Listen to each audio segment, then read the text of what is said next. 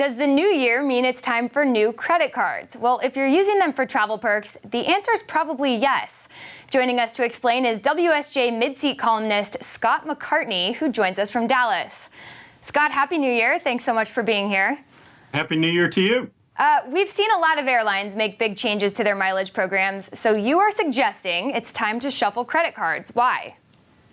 Well, I think that because the frequent flyer programs have changed so much, Delta and United have gone to revenue-based mileage accrual. For people who don't fly a lot, they're going to have a very hard time accumulating enough miles for an award. And the airlines have also made awards more expensive in terms of miles. Hotels have also watered down their programs too. So the cashback cards become more, perhaps a better value for infrequent travelers. At the other end of the spectrum, for frequent travelers, the credit card business is still very competitive. And so there are lots of really pretty incredible perks out there to be had if you're willing to pay for a high annual fee card. Yeah, I have a question about that because it seems like we're constantly being bombarded with credit card offers, bonus perks, mail all the time.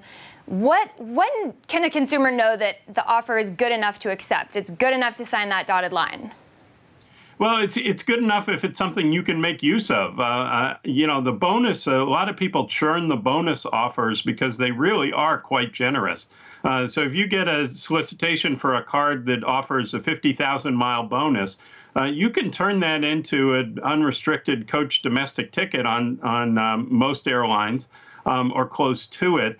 And that can be a $400 value or so. You probably have to pay the $95 annual fee. But you get your money back with that, and there may be other perks that come with it.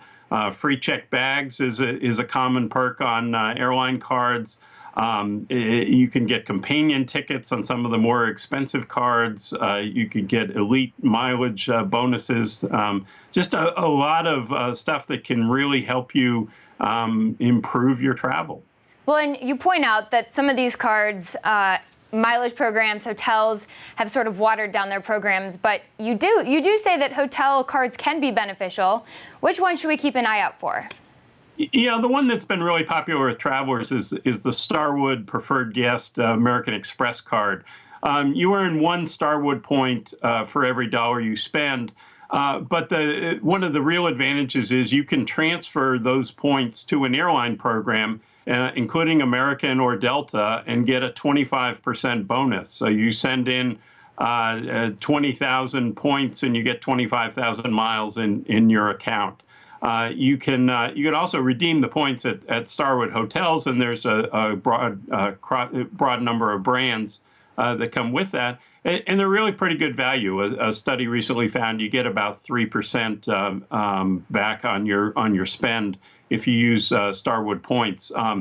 Often you can do better using points for hotel rooms rather than airline tickets because the hotel programs still are more generous in many ways. Hotel prices have gone up. Airline tickets have actually come down a little bit. Availability may be better. You can, the St. Regis may be booked, but the Westin may be available in a certain city.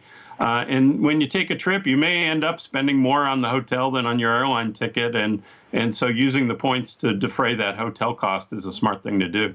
All right. Well, thank you, Scott. That was great advice for the new year. We appreciate you joining us.